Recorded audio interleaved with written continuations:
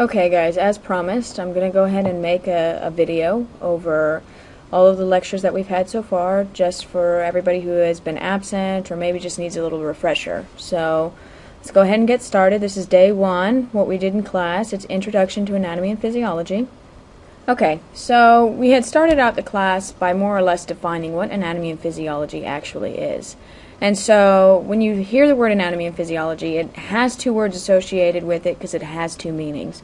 For example, anatomy means in Greek to cut up, or it studies the structure or morphology of an organism. So pretty much it's the structure or the form that the organism is in. The physiology part, on the other hand, is actually Greek for relationship to nature, and this more or less is the study of how the body parts function or work.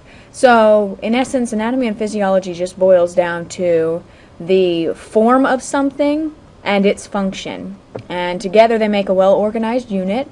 That's why I kind of put up the yin-yang sign up there. They both complement each other, just so you kind of understand the crux of anatomy and physiology.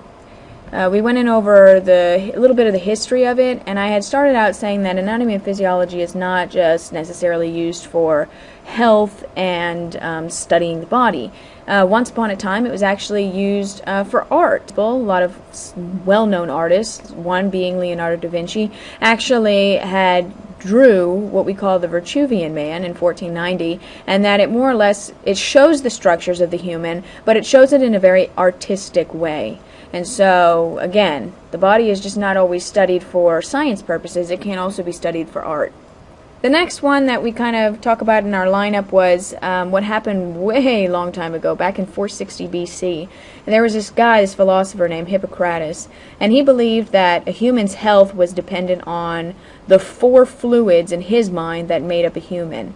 And he called these four humors yellow bile, black bile, phlegm, and blood. And in essence, what that means is when you're healthy, all four of these humors are equal or in sync. However, when you are ill, maybe you have too much phlegm, maybe you have a cold. So if I had too much phlegm in my body is out of whack, therefore I'm sick, and that's how we kind of more or less determine health versus unhealthy. The next one we talked about was these Italian doctors back in 1350 in the University of Padua. And these doctors actually, a lot before this time practice, you would only cut up animals to try and study what the human body would do. And many doctors would dissect animals in order to figure out whatever disorder was plaguing their patients. But these Italian doctors in 1315 had a revolutionary view, and they said, what if instead of dissecting animals, we actually dissected humans, which was really unheard of at the time, but hence what we have now started to study. I mean, in medical school too, the same thing. We study cadavers or dead bodies, and we cut them up to kind of more or less understand better human anatomy. So the next thing that we did in class was we talked about human organization, or the organism as it is broken down into its smallest component. And I kind of throw this picture up here. Granted, I said in class that we start from subatomic, and when I say subatomic I mean protons, neutrons, electrons. This picture did not have it. I couldn't find one that did, but just know we usually go all the way down to subatomic. And this picture shows just the progression of how we get a full-fledged human being from its parts. And so we start out, and in this picture we start out with the atom. And the atom, when I mean atom, I mean anything off of the periodic table, like an element. This atom could be carbon, hydrogen, any of the above. These atoms come together oftentimes to form bigger components of what they are, and we call these things molecules. Okay, when molecules, say I had a hydrogen atom and I had some oxygen atoms, and I bring them together, and what do they make? They make the molecule of water, or H2O. And so this is what I mean by molecules. From there, these molecules can then come together to form bigger molecules and what we call macromolecules. These macromolecules are found all throughout the body. We have 4 of them in particular. The first being carbohydrates. We have lipids, we have proteins, and nucleic acids. So these are the main biomolecules that you will see in biology particularly, and anatomy and physiology. These biomolecules then come together to form the more or less, I guess you could say, organs of the cell, and we call these the organelles. An example of an organelle could be a mitochondria, could be a nucleus, could be any of the above. All of these are organelles. And these organelles come together or suspended together in a cellular kind of environment or matrix. It is what we call a cell. And usually these cells can be broken up into prokaryote and eukaryote.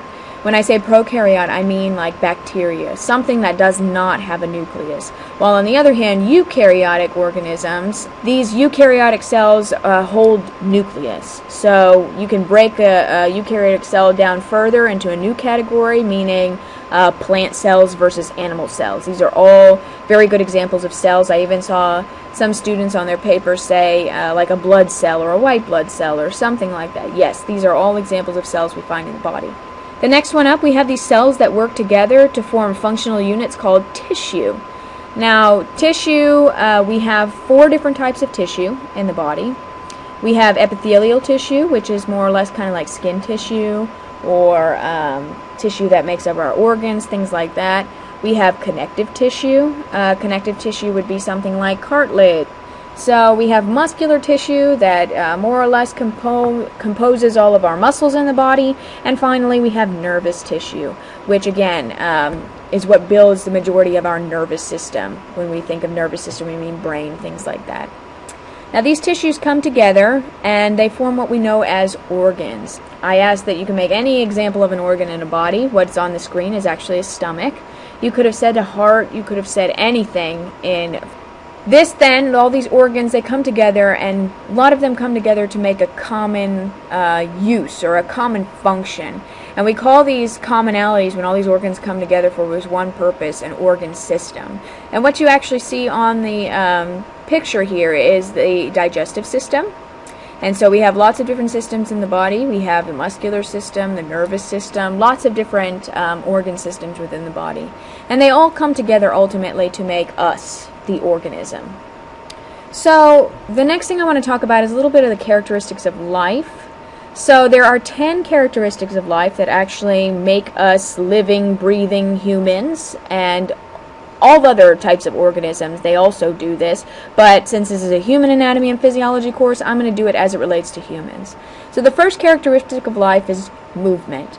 All of us move. We need to move in order to get food, in order to do lots of different things. We're required movement. The next one that we deal with is responsiveness. We all respond to our environment in some sort of way. If it's a hot day out, a lot of us will start to sweat from the heat. This is us responding to our environment. This is what our body does to balance what happens in the environment and what happens in our body. This is our balance. The next one is respiration.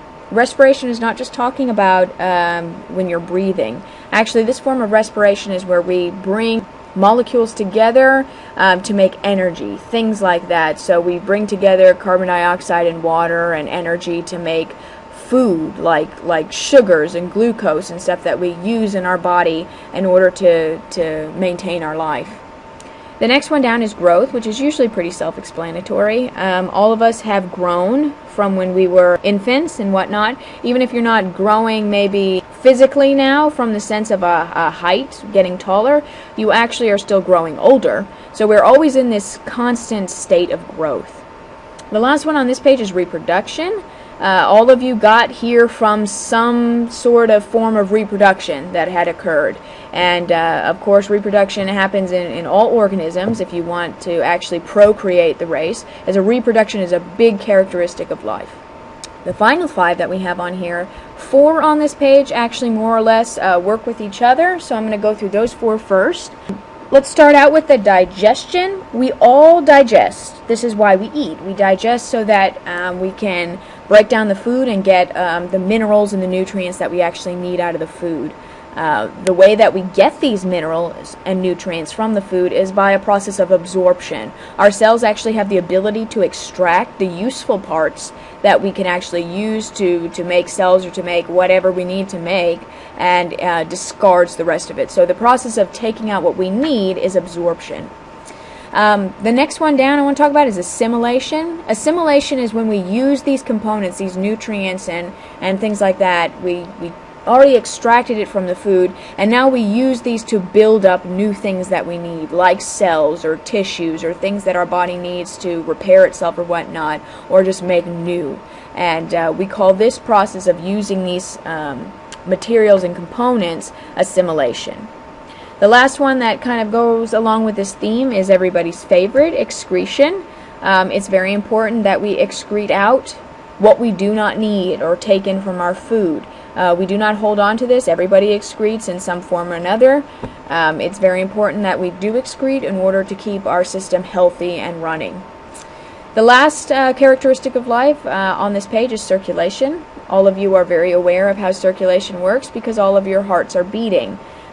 Circulation is a way that it's more of a transport system that our body uses to move around nutrients and minerals that we need.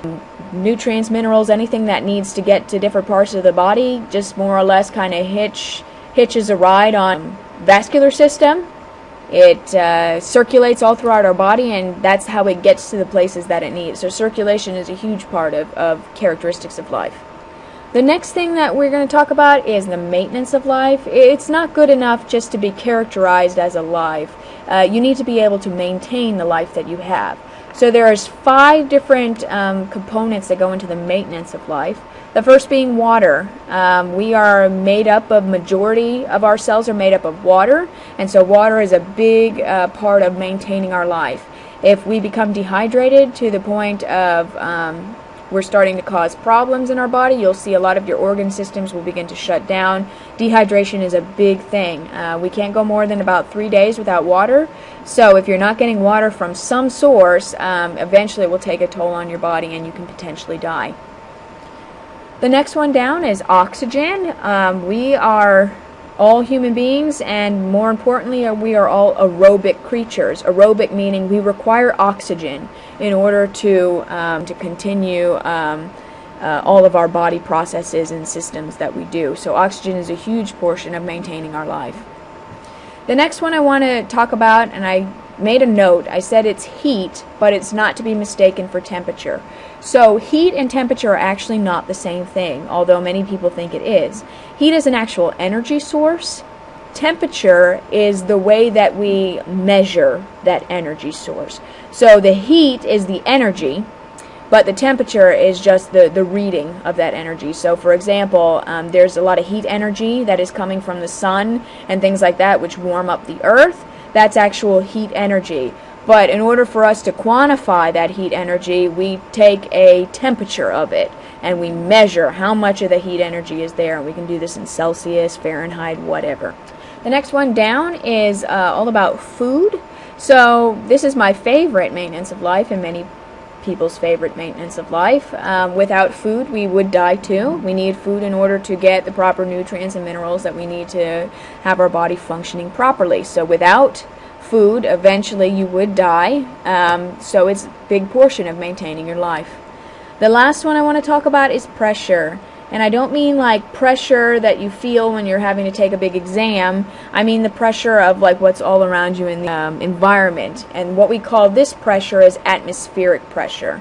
It's just the pressure that we live in all the time that is produced by our atmosphere. We live in a very small window of pressure. We can't handle too much pressure, and we can't handle too little pressure. Our organs actually need it in order to function properly. So if you were ever to go deep sea diving, you can only go diving to a certain level, even with protective gear, because after certain levels, the pressure is just too intense that our body systems cannot actually deal with it.